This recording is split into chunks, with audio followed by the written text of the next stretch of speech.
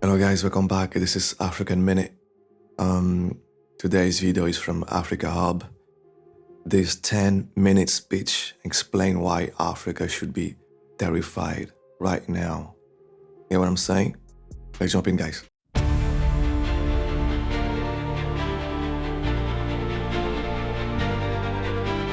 5 centuries before the end of the Second World War, the West had been expanding. Its missionaries, its pilgrims, its soldiers, its explorers pouring out from its shores to cross oceans, settle new continents, build vast empires extending out across the globe. This is what we did together once before. And this is what President Trump and the United States want to do again now, together with you. This is the path that President Trump and the United States has embarked upon. It is the path we ask you here in Europe to join us on. It is a path we have walked together before and hope to walk together again. For 5 centuries before the end of the Second World War, the West had been expanding. Its missionaries, its pilgrims, its soldiers, its explorers pouring out from its shores to cross oceans, settle new continents, build vast empires extending out across the globe. But in 1945, for the first time since the age of Columbus, it was contracting. Europe was in ruins. Half of it lived behind an iron curtain, and the rest looked like it would soon follow. The great Western empires had entered into terminal decline, accelerated by godless communist revolutions and by anti-colonial uprisings that would transform the world and drape the red hammer and sickle across vast swaths of the map in the years to come.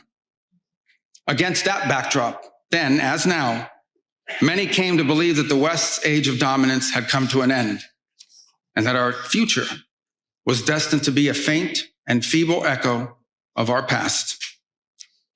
But together, our predecessors recognized that decline was a choice, and it was a choice they refused to make. This is what we did together once before.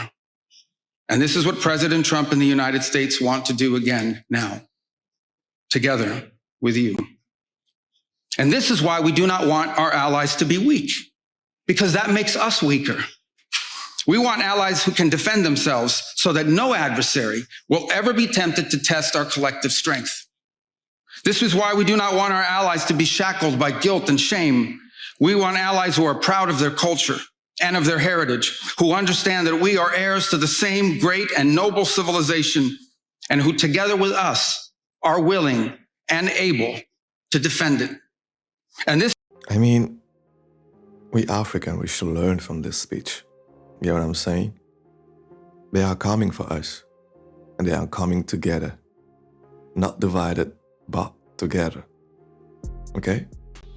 So, this speech looks like a new Berlin conference, for those who know, that made all of the Europeans to come together and to share Africa. You know, draw lines. I'm gonna take that part, this part, and you're gonna take this part, that part. Get what I'm saying? They ain't trying to do the new thing. It's a new version. Get what I'm saying? They are coming for us. But we don't understand. We're still divided. We're still fighting on internet. Who is from that lineage? Who is not black? Who's black? Who's African? Who's Caribbean? Who's whatever? You guys are losing the battle. Get what I'm saying?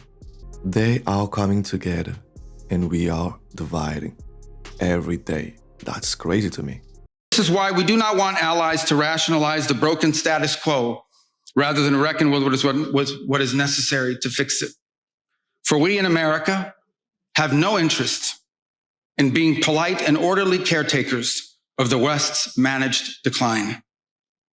We do not seek to separate, but to revitalize an old friendship and renew the greatest civilization in human history. What we want is a reinvigorated alliance that recognizes that what has ailed our societies is not just a set of bad policies, but a malaise of hopelessness and complacency. An alliance is the alliance that we want is one that is not paralyzed into inaction by fear. Fear of climate change, fear of war, fear of technology. Instead, we want an alliance that boldly races into the future. And the only fear we have is the fear of the shame of not leaving our nations prouder, stronger, and wealthier for our children. An alliance ready to defend our people, to safeguard our interests, and to preserve the freedom of action that allows us to shape our own destiny. Not one that exists to operate a global welfare state and atone for the purported sins of past generations. An alliance that does not allow its power to be outsourced, constrained, or subordinated to systems beyond its control. One that does not depend on others for the critical necessities of its national life. And one that does not maintain the polite pretense that our way of life is just one among many, and that asks for permission before it acts. And above all, an alliance based on the recognition that we, the West, have inherited together. What we have inherited together is something that is unique and distinctive and irreplaceable. Because this, after all, is the very foundation of the transatlantic bond. Under President Trump, the United States of America will once again take on the task of renewal and restoration, driven by a vision of a future as proud, as sovereign, and as vital as our civilization's past. And while we are prepared, if necessary, to do this alone, it is our preference and it is our hope to do this together with you, our friends here in Europe. For the United States and Europe, we belong together. America was founded 250 years ago, but the roots began here on this continent long before.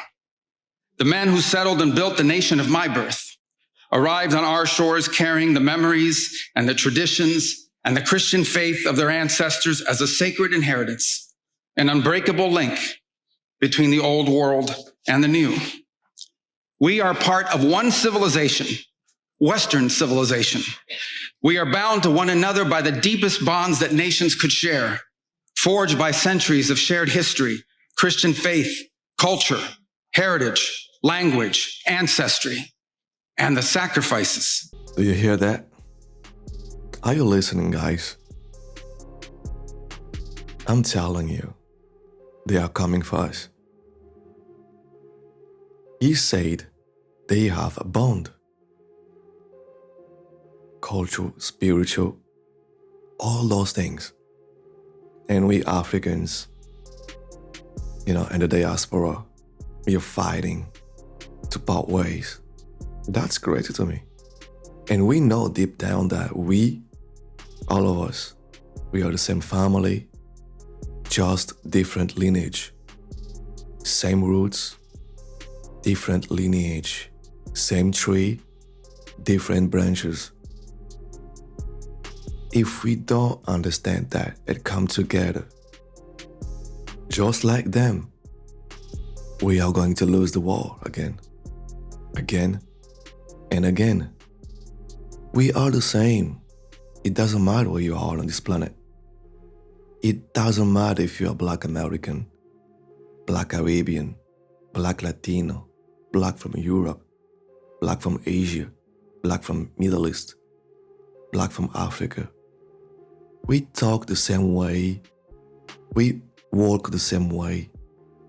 We dance and move, the rhythm, everything, it's just the same. Last video I shared with you a book, Africa and African American, or Philosophy. That book showcases you everything that we have in common. But still, we see a lot of people on the internet trying to fight, to divide, and to be conquered by others. We need to come together. We need to work together to take over the continent, the motherland, build it, develop it, to make it a superpower. And then that superpower will save us, will protect us, will work for us when we are in America, in Europe, in Latin America, in Caribbean, in Asia, in Middle East. It's because we don't have that superpower backing us that we are seen as an immigrant, as aliens, and nobody wants us. Look at the Asian. Look at the Chinese. Everybody respect the Chinese. 50 years ago, nobody Nobody was like, Chinese, you know what I mean? Nobody back in the day respected those people.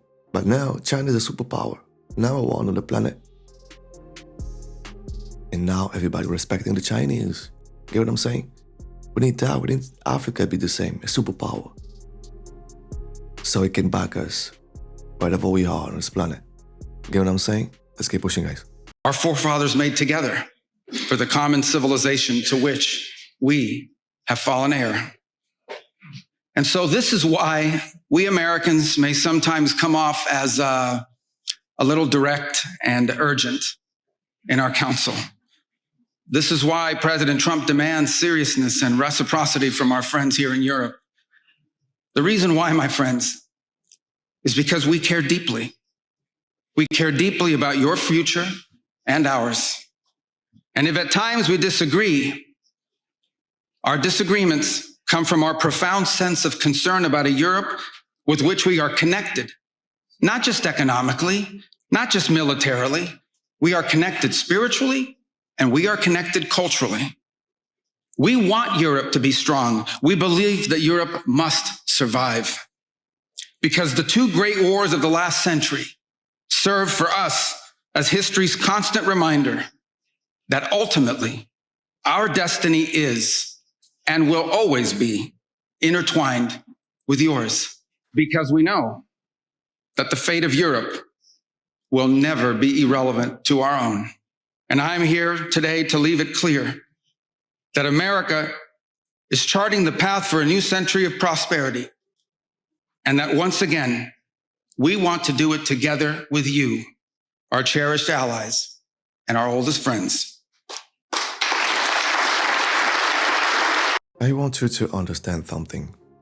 Every time you hear them saying they want prosperity for them, they are telling you it's your downfall. Literally, their prosperity means the downfall of African people. Why? Because we have all the resources, everything they need to develop, just like during slavery, colonization, looting our resources or minerals and develop their countries. They want to do the same thing again. And it's going to be the downfall again of Black Africans, Black Americans, Black Caribbeans, Black Latinos, Black from Europe, Black from Asia, Black from Middle East. Those countries are plotting against us to loot our resources, to develop themselves. If we do not come together to change, you know what's going to happen?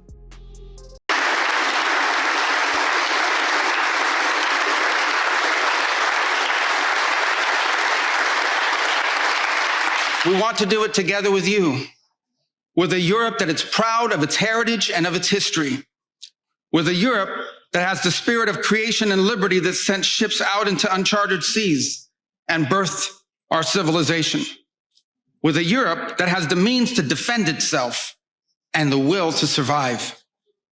We should be proud of what we achieved together in the last century, but now we must confront and embrace the opportunities of a new one. Because yesterday is over. The future is inevitable. And our destiny together awaits. Thank you. There we go. You have it. Get what I'm saying? So, do you agree or do you disagree? Let me know in the comment section. I already told you.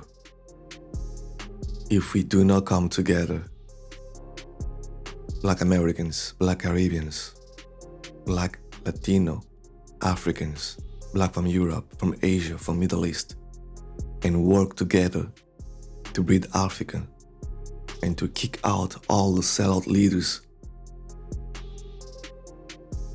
it's up to us. Like I say, thanks for watching. Thanks Africa Hub for the video. And don't forget, one family, different lineage, one tree, different branches. Till next time, take care of you. Peace and out.